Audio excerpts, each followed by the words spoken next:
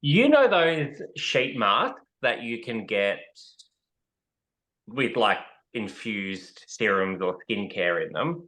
Yeah, I Well, love them.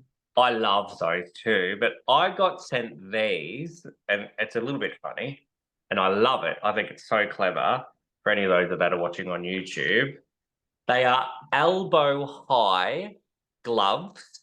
They're like they're like a giant sheet mask for your arms, and I've already used some. And you put them on, and then they've got like a little band-aid tab to tighten them up.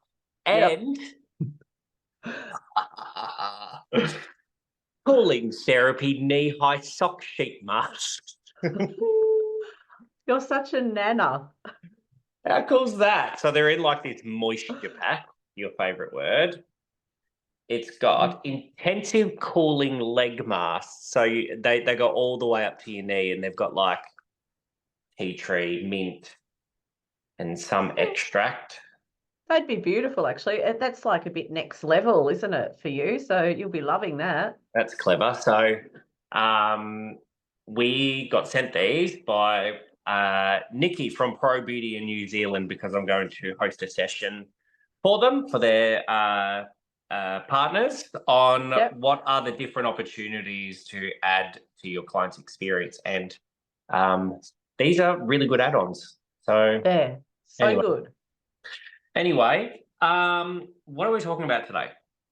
Today, we're going to talk about why your team leave. Maybe we need to give gifts like that. Maybe they Yeah. do. Maybe that's the sole reason they leave businesses, because you don't gift them cooling therapy knee-high socks or youth therapy elbow-high gloves with vegan Correct. collagen and niacinamide. That's the reason. Problem solved. I don't think it's the answer, but I think let's deep dive in, I suppose what makes them leave. Like, what would be some of the things that make you feel like, nah, I'm done. I don't want to be here anymore.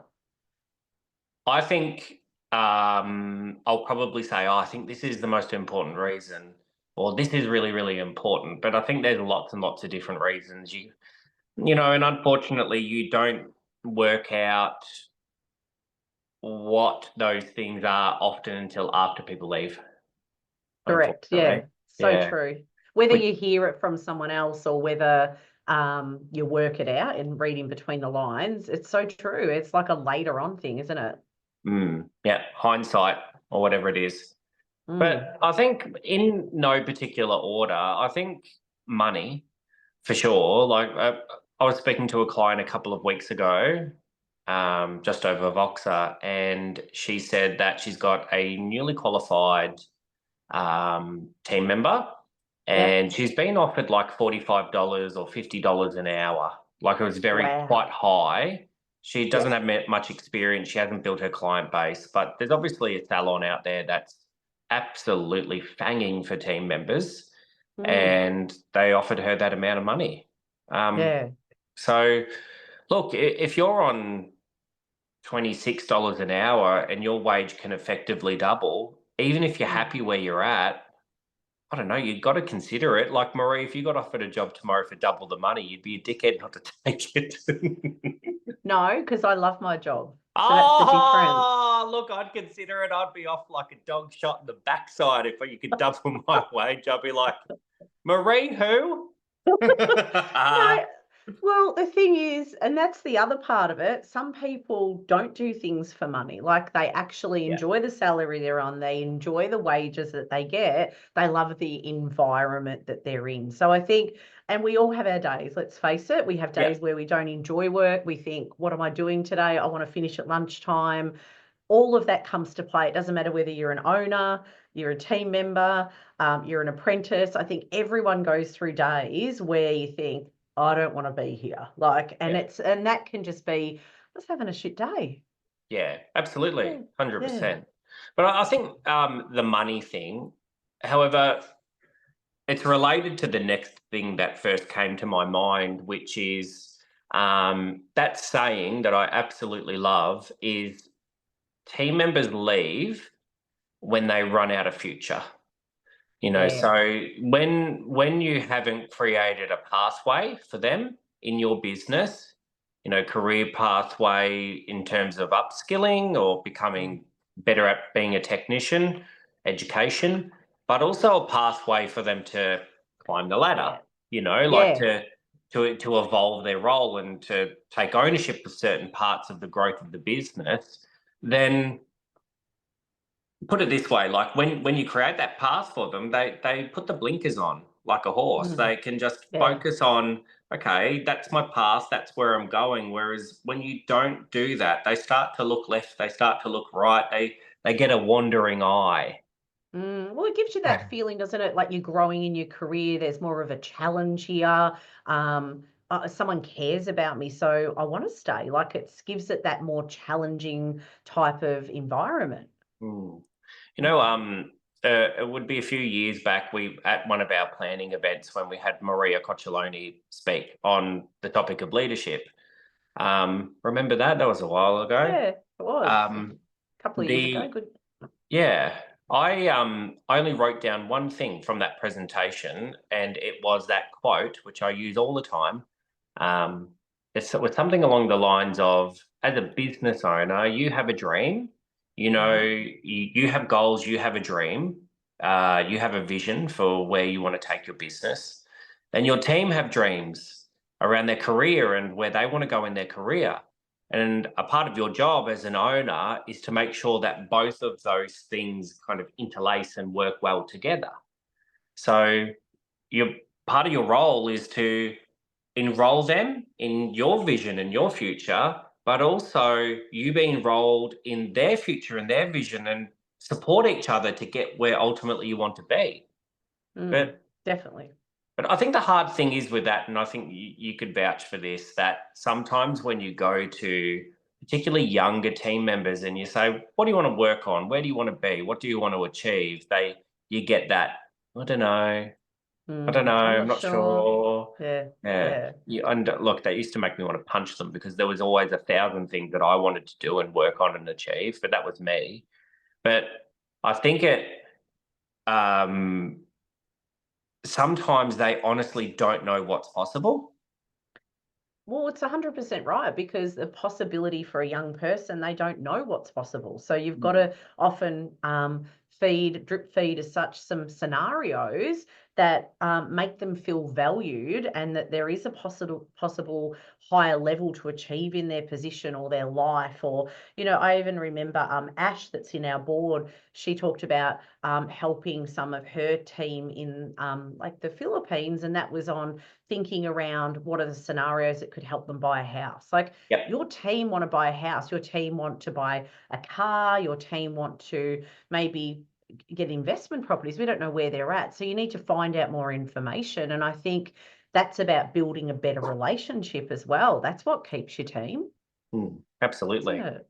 You Hmm. know, um, uh, recently I reached out to a salon owner that registered for something, and after a few touch points, she showed interest. I reached out to her and I said, "Hey, do you want to make a time to have a chat? You've been following us for a while. Um, what can I do for you?" And she came back to me and she said, "Look, I don't think our content aligns. Your content doesn't align. I just there's a few things that you've said and done that I think, I disagree with with that because ultimately I feel like you put a lot of the blame on the business owner, but this generation's lazy and they don't want to work. Hmm. And look, if I could have got her on the phone to have a chat to her, I would have loved that opportunity to jam my opinion down her throat because it's one of my favorite things to do. But ultimately, back and forward in a couple of emails, I said, ultimately, what is it that you want to achieve? And she said, well, I don't want to work as hard. And I want to work less hours. And I've been in the industry for 300 years and I want to pull back, but I want to earn more money. And I said, your team want the same thing.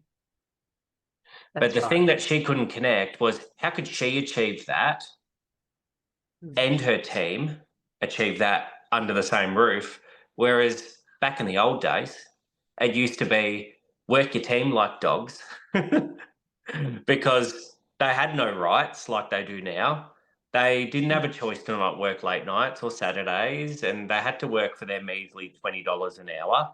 And then it was all about us and the business owners, whereas that Mm. ship sailed, you Yeah, know. absolutely. It sailed to the point that I think, I don't know, I feel like there was part of that that I nailed a long time ago in business, and it was really being flexible with flexible working hours. And I remember having a conversation with one of my leaders of the business, April, and one of the things that we talked about was her doing a 4-day working week. And, they've only just Mm. started bringing that up more of recent at places like Bunnings. And I think, that was around a long time ago. You just needed to make that work for your business. And we actually opened more hours, put more team on, but opened more hours and allowed the team to work that. So they might have done 2 late nights still, but they would work, say, between Monday and Thursday, or someone might do Wednesday to Saturday, or whatever that might be for them.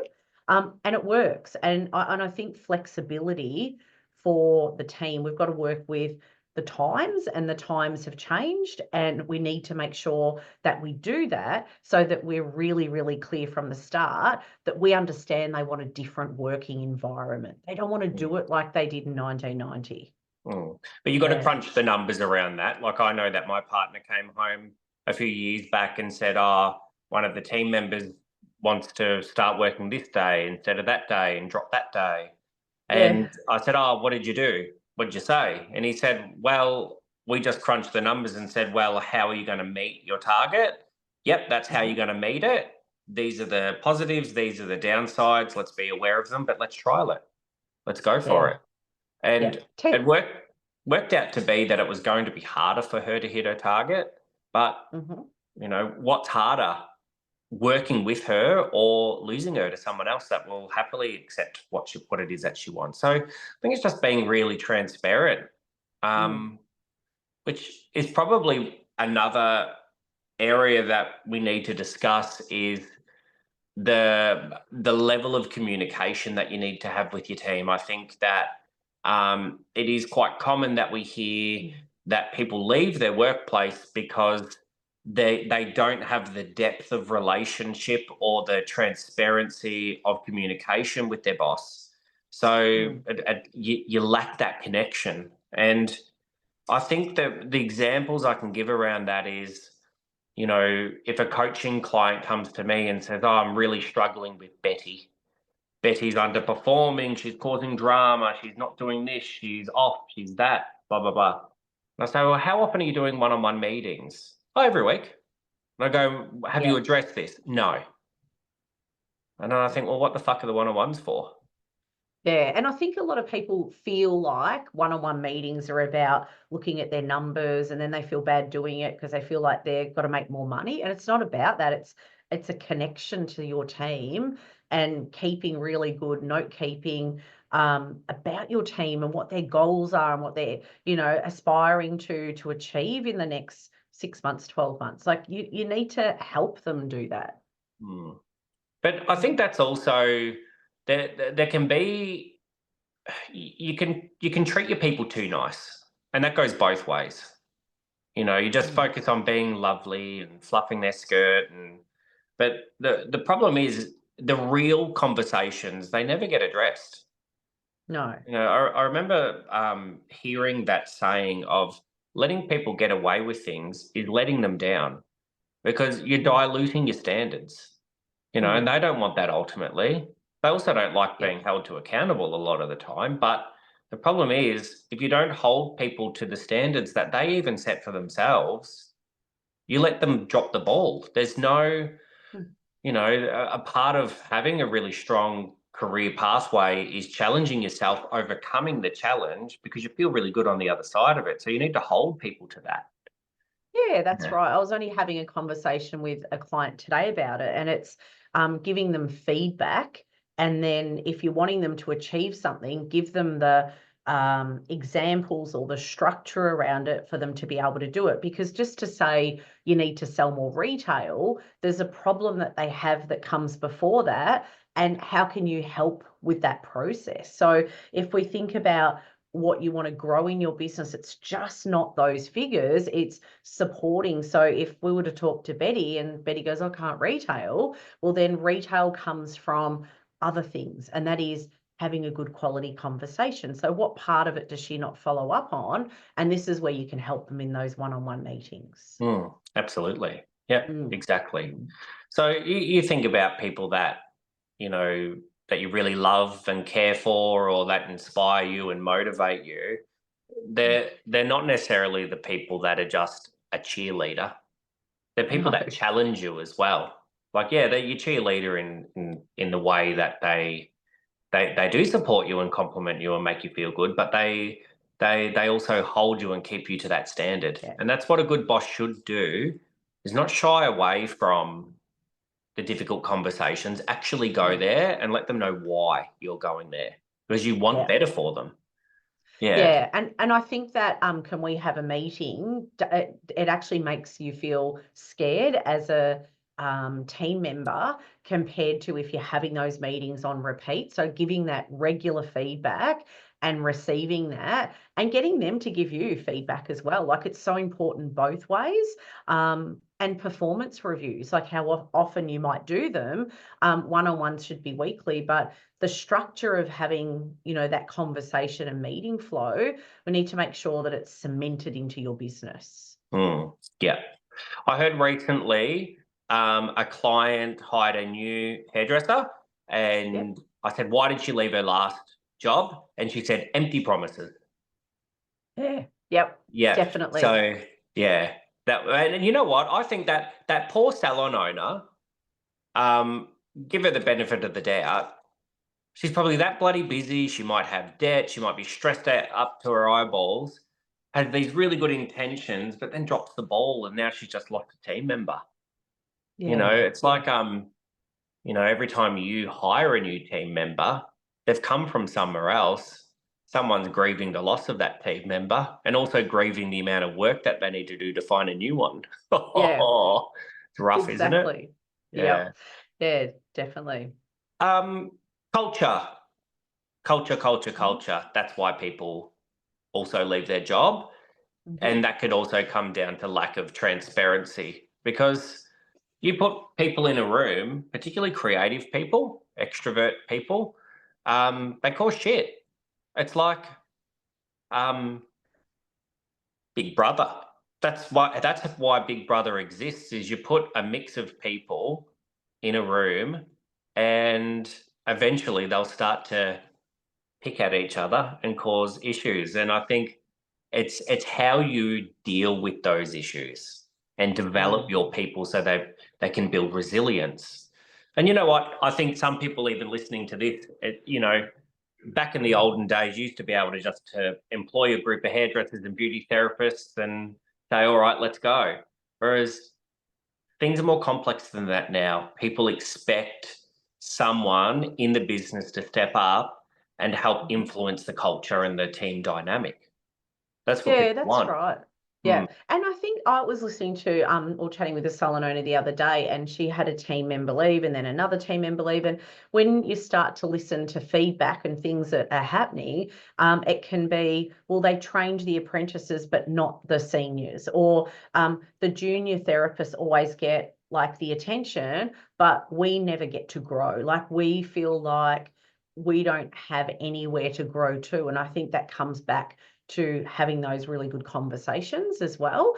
The other thing I feel like they really look for is recognition. Like it doesn't always come back to money, but to say, Jay, I love your shirt today. It's the little things that you do. And I know Shane. I often, yeah, Shane, is it? I often I often tell these stories because I remember I felt like a broken record in the salon one day, and I was on the floor monitoring. I feel like I was the concierge type of thing. And I'd reduced my hours and I was about to go on lunch. And I remember just standing there saying, well done. Oh, I love your lippy today. That looks good. I sold 4 products. Oh, well done. Like that conversation of just praise and recognition and giving to your team, I don't think we do it enough. And I think we could really stand out and stop and not go, I've checked out, I've finished my clients for the day. Spend half an hour there and just really praise your team for something they've done, because that means so much to somebody. You know, one of the challenges to overcome with that is that you've got to praise the effort and progress, not just the result. So, Yes. you know, the result is like that example that you just gave. You weren't saying, "Well done, you hit your target this week." You were going, "Well done, you sold 4 products." Now, Mm, she might she might have really needed to sell 24, but you've mm. got to praise at 4. You You know, you've got to do. praise the progress and the effort when someone's putting the effort in, but also like how I was speaking about culture, you've also got to praise and reinforce um, the attitudes and behaviors that you witness. So it's not like, Mm. you know, you wouldn't want to praise Betty for selling 4 retail products if she No, was being a bitch to her clients or a bitch to the rest of the team. So that's where I think you need to set those expectations from the start of this is you best do. practice and I'm going to Yeah. support you to get there. But not only that, I'm going to help support you in the development as you as a human being as well. Yeah, that's it. And that can be happening in one-on-ones where you can pull them aside to talk about, where do you feel like that sits in within our values or it doesn't align? Or it might be a whole team conversation where you need to bring that back. I know one of our clients currently is revisiting her values with her team because she's got quite a new team. So she wants to keep the values, but think about what does it mean underneath as a team. And I think it's important because you can reflect back on it in those meetings so that you keep your team forever. They're Mm. connected. You know, I've got some clients, it's 2 business owners, and they felt like all they do is give, give, give, praise, praise, praise, give, give, give. And they were getting nothing back. You know, there was one particular instance, I can't remember the exact context, but it was something like they gave bonuses or did something extra above and beyond for the team. And the team accepted it with, "Oh, thank you." And that was it. Like I Gosh. think they wanted them to fall to the floor wailing and go, "Oh my God, you've changed my life." I don't know. But I said, Yeah. well, in that case, if you're not getting the feedback and the recognition that you need to communicate that to the team Mm, or correct. start to look at your agenda or your questions that you ask and say, I'd love you to give me some feedback on what can I do better as a leader and maybe give me 1 or 2 things that you think that I do really well because I don't know what I do well, I don't know what I could do Mm, better, and at least that mm. way you're effectively asking for compliments and there's nothing wrong with that. No, not at all. Yeah. Yeah, but So if I don't get enough I ask for them, don't I? all the time. Like, yeah, off everyone in our team. So Jay Yes. usually wants 3 compliments. So yeah, he's good to ask for Sincere, them. sincere compliments that I haven't heard before because you bastards recycle them. Yeah, we And I save go, them. I'm not Yeah. interested in recycled compliments. They need to be sincere and they need to have depth. They can't just be that I'm funny and like, of course I am. I think there's Mm. there's one other thing that I think happens for a team member and why they leave is burnout and they're exhausted. So I feel like if you're looking at your team members and you've got Sally doing great things and Chloe doing great things and Betty not so much, I think we need to look at those team members, not you're doing a great job, but let's have a look because if they're hitting targets all the time, maybe they can be part of your leadership team, or maybe they can be they could be some form of management in your business or do certain tasks to help you on the business because I feel, and I think you would agree, Jay, is their opinion is valid when it comes to being a part of the business. It gets them a part of more of what you're doing behind the scenes. They buy into your vision. Hmm, Yeah, and they can support you with that. But I yeah. think with that topic of burnout, it's not physical burnout. It's No. emotional burnout. You Mm, know, I yeah. feel like if your team are going to commit their whole career to you, you have a duty of care to notice a team member that's not coping and say, "How can we make this work for you? How can we Mm. make this?" It has to be financially viable. It's not like, "Oh, well, I only want to work with 1 client a day," but you've got to work together. Yeah, that's right. Yeah, so Not true. having that conversation, they're going to leave anyway. That's Yeah. right. So when we think about this topic of team and why do they leave, let's talk about what's hot around this particular topic for our listeners, around what's hot. Okay? I think what's hot is a big investment, but it's setting some time aside at least once a year to host a team retreat. Yeah, So absolutely. a full day love-in where you get to develop them as humans. You get to connect them to your goals and your client journey. You can create protocols together. You can map out the marketing. You can get someone in to facilitate some sound healing or yoga. Just go out for dinner. I'm not sure what this Yeah. is. What's this You hand and movement? I. Well, you and I could be a part of their team retreat and Oh, give, yes. yeah. So when you For a think nominal about fee. when you have your team retreat and you think, well, I need a guest or I need someone to motivate them, I need someone to help, that's something that we can do. And I think you need to think about what does that look like. And if you need to start around a half day, or if it's a full day, we have team or salons and clinics that look after 2 day retreats and even holidays away. But it takes time to do that. And I think if you're not doing it, think about 2025, where can you slot that in for an afternoon, check out of the business, close the door, and let's have a bit of time with our team. So I think that's definitely a hot topic. So we've done lots of different retreats in the past. Um, there was one point where, and I sometimes look back at it and go, what the fuck was I thinking? But we had a stretch Hummer, Oh, yes, that was fun. a penthouse apartment, That was good. facials and massages, um, high tea at the Windsor. That's right. Yeah. How much did that cost? Oh, That was the Jesus. day we had the Hummer. But the thing is, you have to plan and map that out. And, Yeah, having the penthouses can be all different prices. But if you put that into your costs and your running costs, you can make it happen rather than go, oh, wow, it's too much to think about. Plan. What's mm. not hot? I think that's a really good point, is what's not hot. And I think you mentioned a few things about it, is maybe the over promise, under deliver. So when you onboard someone and you give not only what you're going to give, but your expectations, if none of that's followed through, you're going to let your team down. 100%.